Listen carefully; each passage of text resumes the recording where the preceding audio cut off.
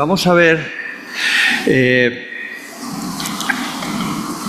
Adrián me comentó de hablar de terapia génica y la tecnología CRISPR, y lo que voy a intentar hacer es, yo y mi grupo de investigación nos dedicamos a hacer investigación translacional, ¿no? ¿Y eso qué significa? Eso significa que antes de cualquier fármaco o cualquier terapia llegue a la clínica diaria, hay que pasar una serie de investigaciones, primero en animales, luego hay unos ensayos clínicos y luego pues se va directamente a la clínica ordinaria. Entonces, yo estoy en la primera fase de ver, estudiar cuáles son los fármacos o cuáles son las terapias que se pueden ir a ensayos clínicos. Y voy a intentar explicar con palabras sencillitas para que nos entendamos todos pues las diferencias de algunas, lo que es la terapia génica que se está haciendo y la nueva generación de terapia génica que se va a hacer en el futuro. Entonces, para ello, pero antes de todo me gustaría mostrar en esta diapositiva, que para quien no lo pueda ver, se muestran unas preparaciones que tienen 150 años de antigüedad. Son unas preparaciones de la retina que hizo un investigador español que creo que a lo mejor la mayoría conoce, y si no lo conoce, pues creo que es importante que, hablando de la retina, se nombre, que es Santiago Ramón y Cajal, ¿no? Entonces yo creo que es el padre de la retina, el primero que estudió y nos ilustró de cómo funcionaba la retina, ¿no? De cuáles son las células y cómo se comunicaban unas células con otras células. Es también el padre de la neurociencia actual, porque no solamente estudió, en realidad es un genio que está a la altura de Einstein, de Darwin, etcétera, etcétera, ¿no? Yo creo que hablando de la retina, pues tenemos que hacer un homenaje. Publicó un libro excepcional, que incluso hasta ahora nadie lo ha igualado, describiendo todas las células de la retina de distintos vertebrados. Lo publicó en francés en el año 1892. A los 2 años, ya que era una obra inmensa, se tradujo al alemán, en 1972 al inglés, y pues hace 2 o 3 años pues tuvimos la posibilidad de traducirlo del francés al castellano, ¿no? Entonces ahora por lo menos lo podemos disfrutar en castellano, y yo creo que es una obra, es la principal obra de la retina, de la investigación en retina, y yo creo que merece la pena recordarlo en este foro. Recibió el premio Nobel con Camillo Golgi, porque lo que Santiago Ramón y Cajal decía, en aquella época decían que todas las neuronas estaban conectadas por una red, y Santiago Ramón y Cajal pues dijo que no, que eran neuronas individuales, que era la doctrina neuronal.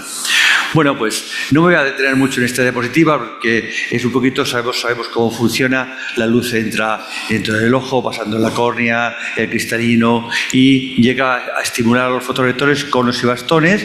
Se procesa toda la información y luego se manda al cerebro. Aquí tenemos una imagen de la retina, y aquí un esquema donde hay muchas células, donde se procesa toda la información que llega. Yo quería hacer una pregunta ahora. ¿Cuántos de ustedes, que levanten la mano, cuántos de ustedes tienen problemas de dormir mal? Bastantes, bastantes personas duermen mal, algunas con problemas visuales y otras sin problemas visuales, ¿no? Y entonces, ¿por qué se duerme mal? ¿O por qué las personas que tienen deficiencias visuales o que ya no ven tienen problemas visuales, ¿no? Pues eso está también en la retina, porque la retina no solamente sirve para ver, sirve para otras cosas, y es un concepto que creo que es importante conocer. La retina, el nervio óptico conecta en otras zonas que son zonas no visuales. Por ejemplo, conecta con otros núcleos, el núcleo supraquiasmático, por ejemplo, que controla los ciclos circadianos. ¿Qué significa eso? Porque nos están indicando cuándo tenemos que dormir y cuándo tenemos que comer, o cuándo tenemos que hacer otro tipo de actividades. Controla también el reflejo pupilar, ¿no? Es decir, si no tenemos reflejo pupilar y entra mucha luz, va a dañar mucho más la retina. controla incluso lugares de depresión, ¿no? Por lo tanto, son estas célulitas, unas células ganglionares que aparte de los conos y los bastones, que son las células fotosensibles, estas célulitas ganglionares también son fotosensibles, ¿eh? Y envían y sirven para otras cosas. Por lo tanto, una lección que podemos aprender es que tenemos que cuidar la retina, incluso cuando no veamos, ¿vale? Y aquí hemos hecho varios estudios. Un estudio fue con ojos humanos. Con ojos humanos lo que hicimos es estudiar estas células melanosínicas. ¿Y qué pasó? Pues a partir de los 64 o 70 años, estas células en retinas humanas por muerte hemos visto que degeneran. Y como degeneran, pues se pierden estos ciclos circadianos. Todos sabemos que es que las personas mayores duermen mal. ¿Pero por qué duermen mal? Porque por estas célulitas, ¿vale? Y también hemos comprobado esto en colaboración con Pedro Las, que hablará un poquito más tarde, en ratas que tienen retinosis pigmentaria. En ratas que tienen retinosis pigmentaria, cuando son mayores, pierden estas células y tienen alterados los ciclos circadianos, ¿no? Entonces son cosas que aprendemos estudiando modelos animales. Aquí tenemos una fotografía de la retina y otra de las preguntas que nos podemos hacer es decir, antes nos han hablado que hay 300 genes, una cantidad de variantes, ¿y esto por qué es? ¿Por qué tenemos tantos genes y tantas mutaciones? Podemos hablar de si cogemos todos los genes, pues podemos hablar de miles de mutaciones diferentes. ¿Y cuál es la explicación? Pues la explicación es porque los conos y los bastones y toda la retina son células muy especializadas que tienen muchas funciones y la estructura que tienen dicta muchas proteínas. Las proteínas hacen dos cosas. Primero es la morfología, la estructura, como decían antes, los ladrillos que forman todas las células, que son muchas proteínas, y también hay muchas reacciones químicas y esas reacciones químicas también intervienen muchas proteínas. Y como son muy complejas, tienen muchas proteínas, necesitan muchas proteínas. Y como necesitan muchas proteínas, ¿qué ocurre? La información de las proteínas está en el ADN. Por lo tanto, como hay mucha información, la posibilidad que algunos genes, algunos trocitos de esa información pueda estar alterada es muy grande. Y por eso tenemos muchas mutaciones y una gran cantidad de patologías. Por ejemplo, en un fotorreceptor tenemos una zona, por ejemplo, que hay muchas mitocondrias. De ahí, y como las mitocondrias también tienen ADN, ¿qué ocurre? Pues son las mutaciones mitocondriales. Y luego, por ejemplo, es tan complejo el fotorreceptor que tiene que hacer toda la fototransducción para convertir la luz en una señal eléctrica, tiene que liberar neurotransmisores, es muy complejo. Entonces, por ejemplo, también dentro del fotorreceptor también tiene un cilio. Es una estructura que conecta una parte de esa célula tan compleja, con muchos compartimentos, un cilio que conecta un compartimento con otro.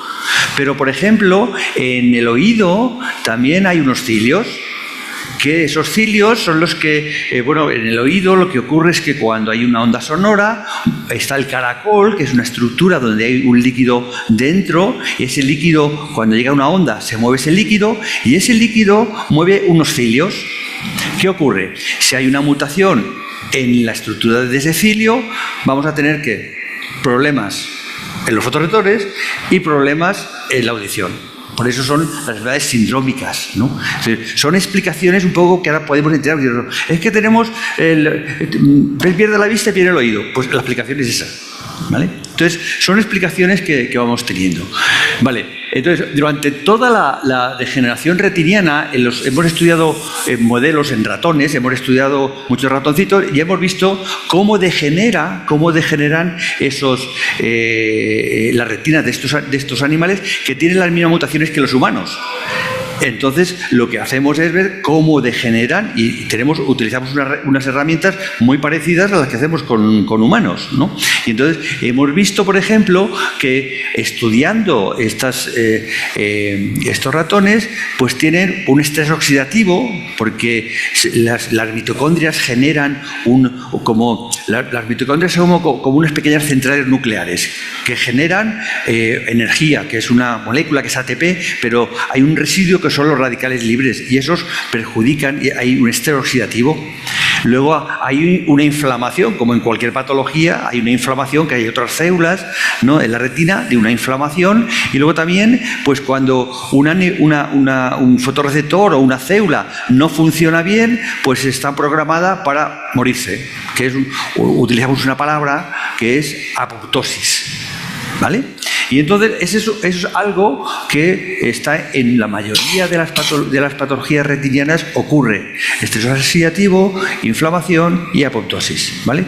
Y esto lo digo porque dentro de las terapias, ahora veremos que estas tres palabras las vamos a utilizar más tarde, y también hay alteraciones vasculares que no voy a hablar.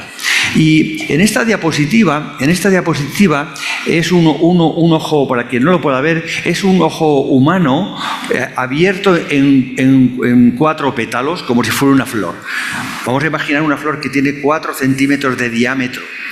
Pues en el centro de esta flor está lo que Laura hablaba antes de la fobia.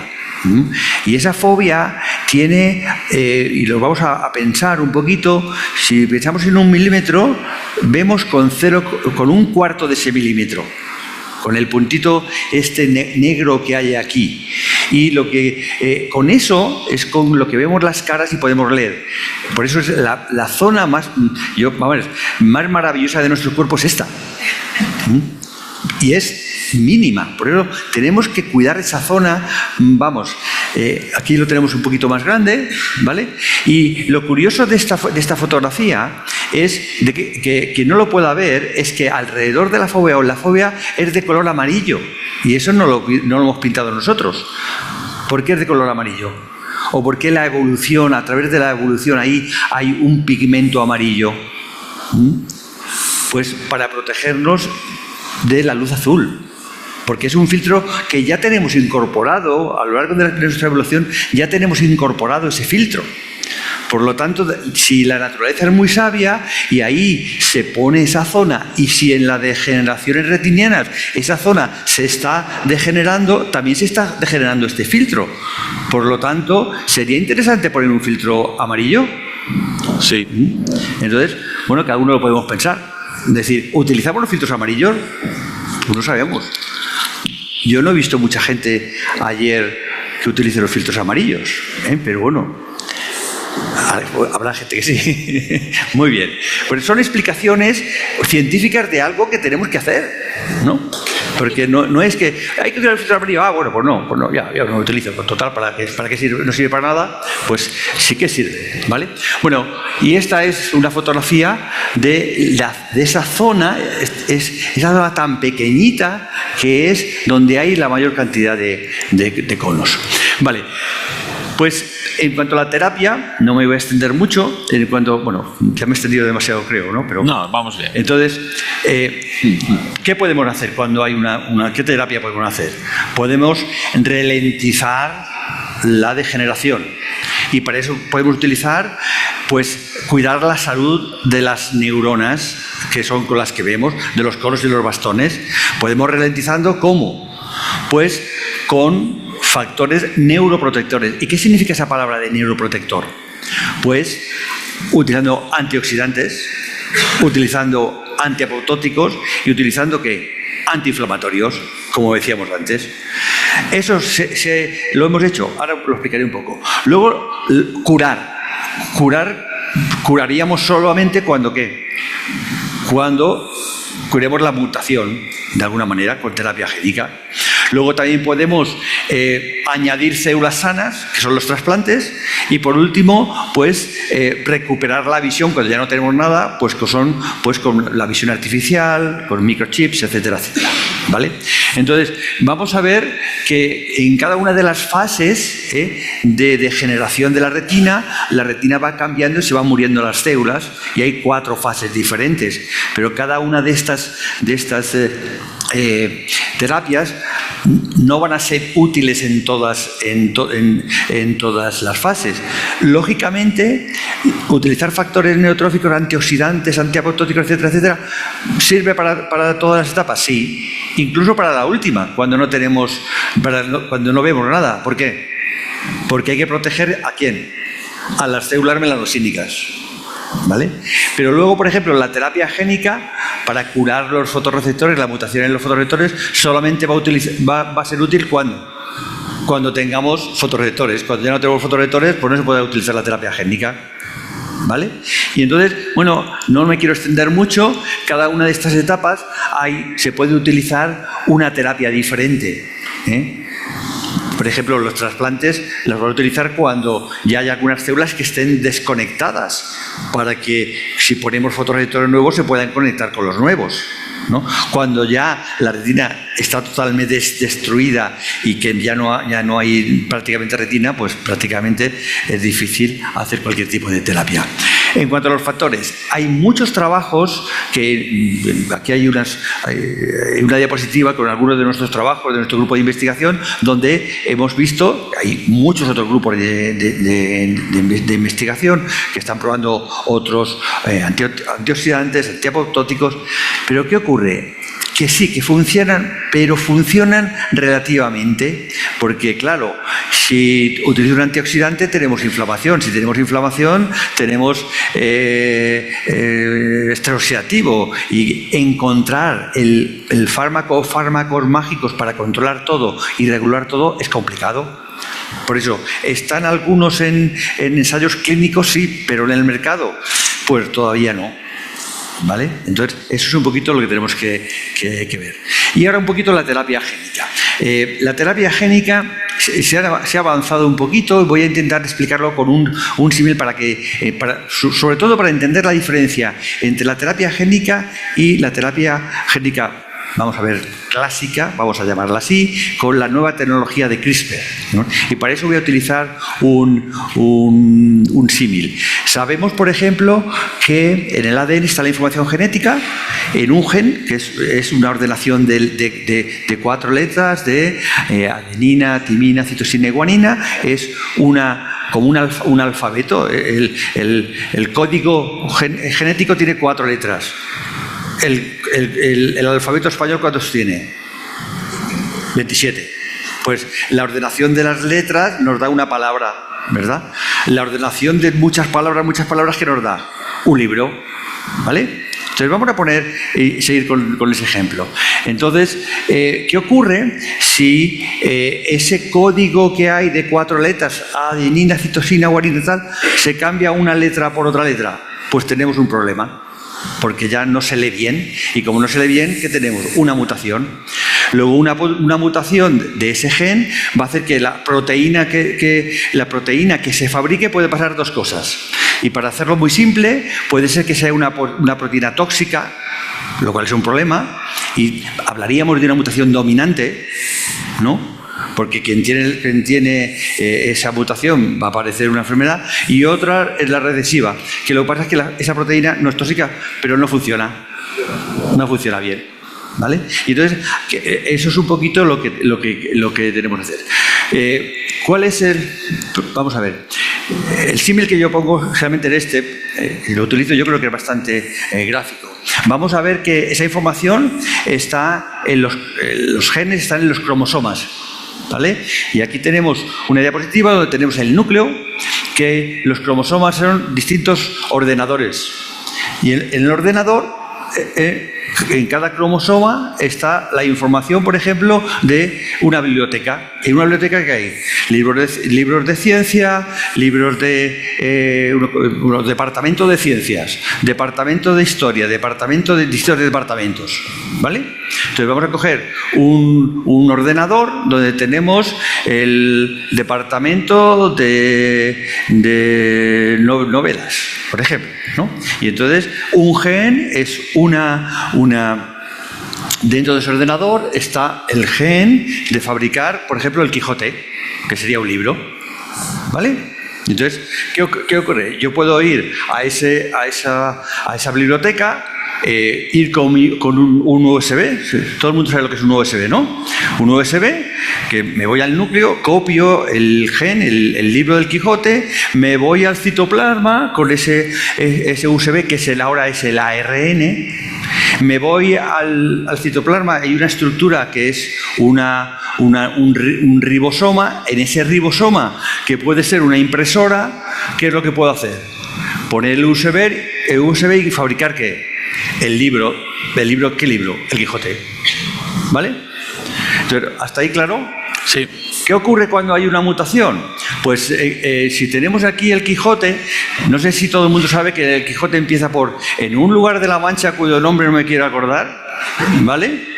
Entonces, vamos a hacer una cosa.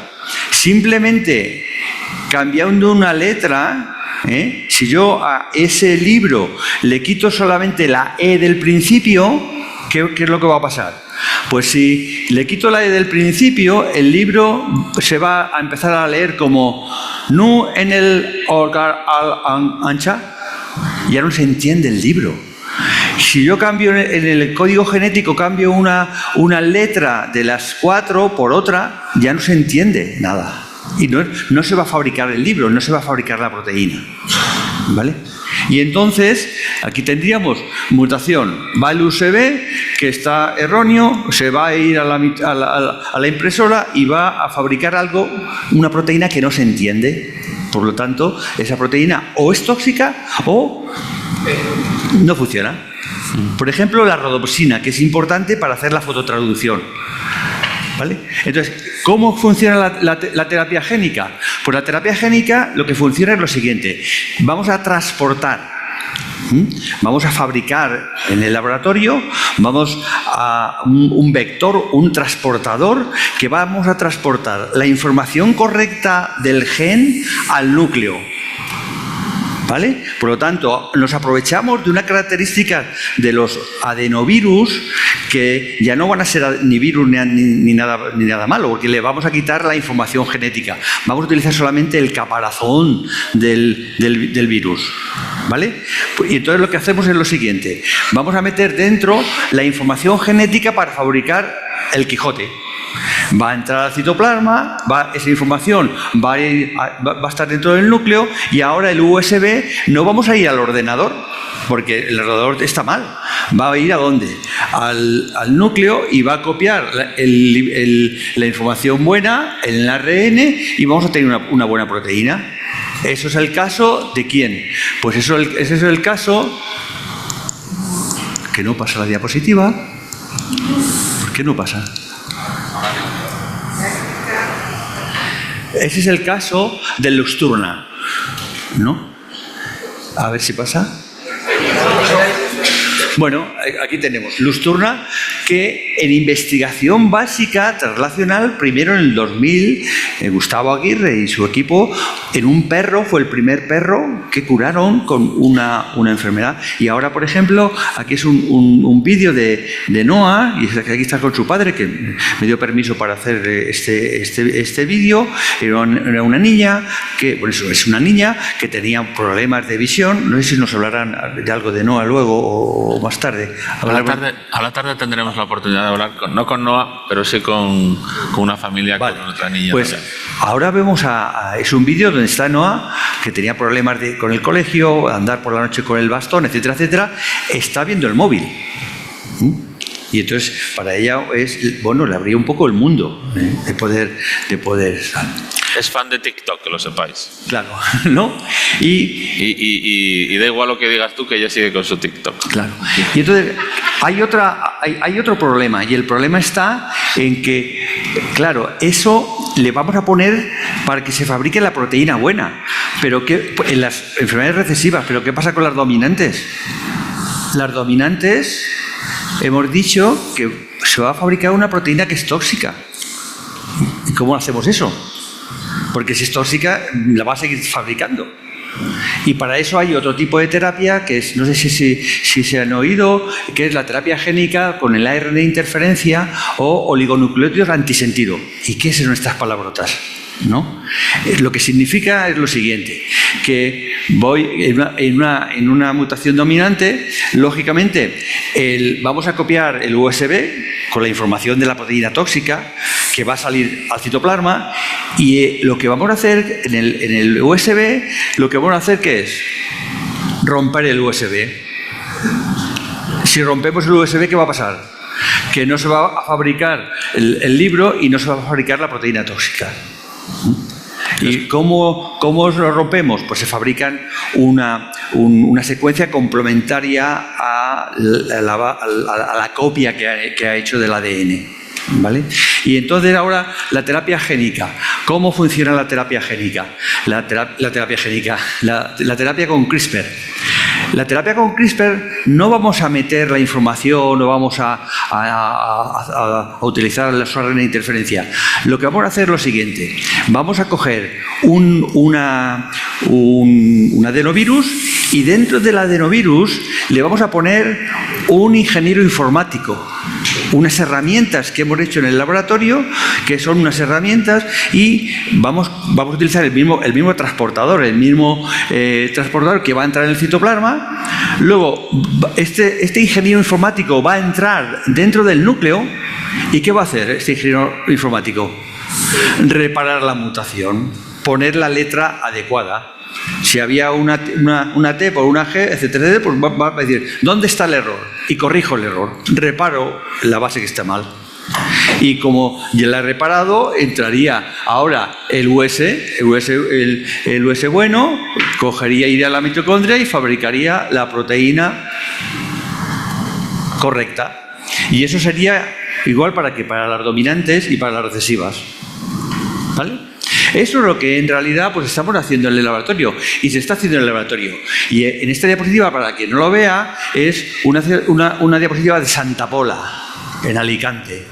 ¿Y qué pinta Santa Pola en esta conferencia? Pues Santa Pola es una zona donde hay unas lagunas, que hay una serie de arqueas, una serie de microorganismos que los estuve estudiando durante un tiempo Francisco Martínez Mújica, que está aquí, hay una fotografía de él, que es un investigador de mi departamento en Alicante.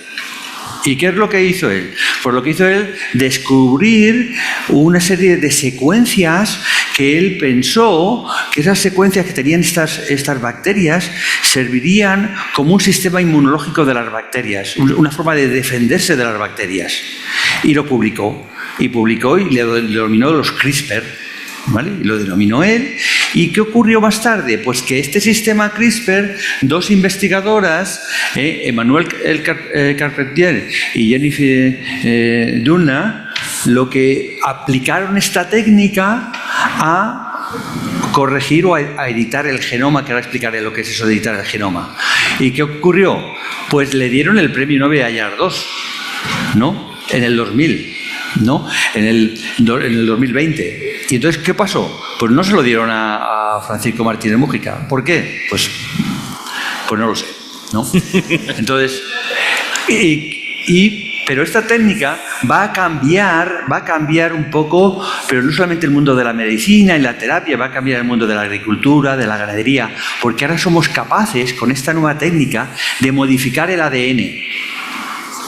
Y eso es una maravilla, porque podemos estar controlando ya patologías. La anemia falciforme, por ejemplo, que son hematías que tienen una forma rara. Por ejemplo, el mes pasado hay un bebé que tiene una patología porque le faltaba una proteína que degrada el amoníaco en el hígado.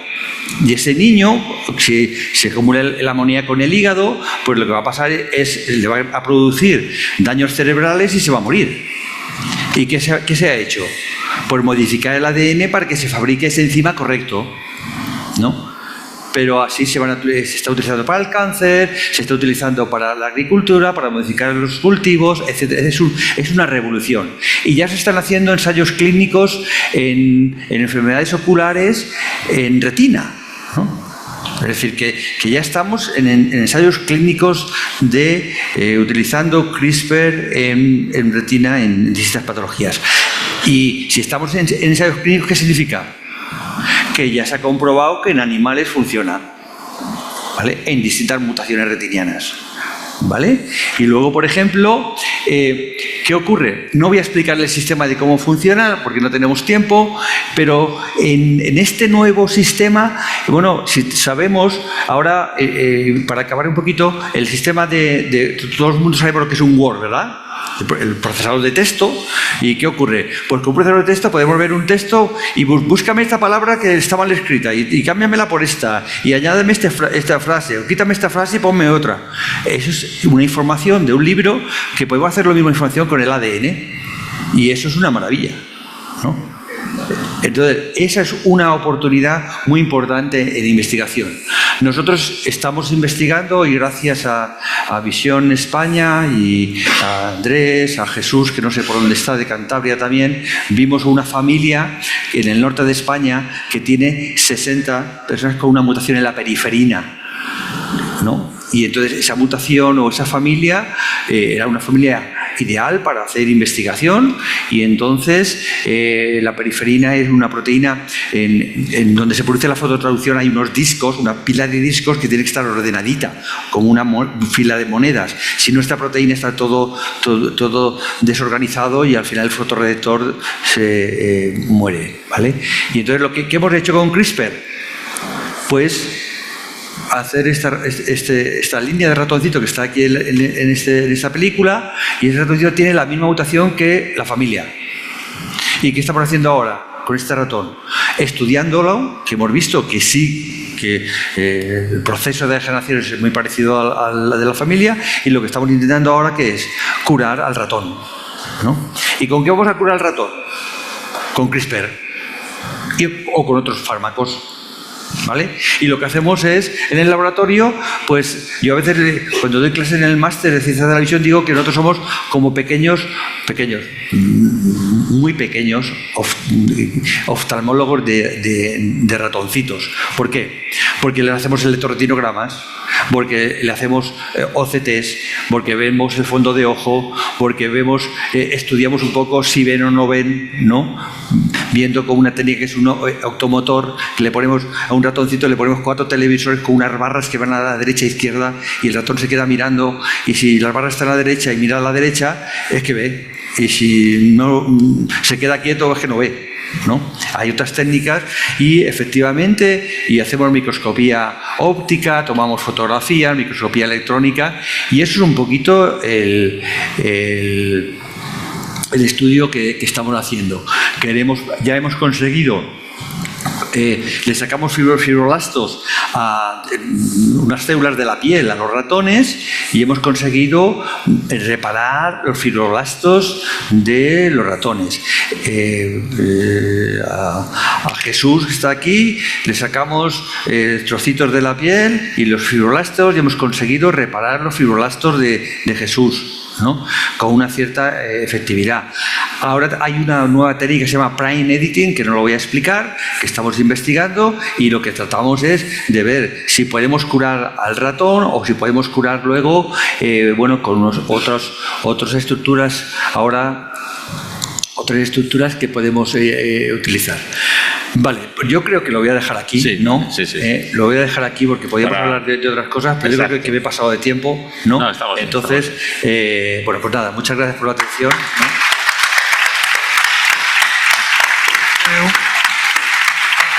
Una persona que quería hacer una pregunta.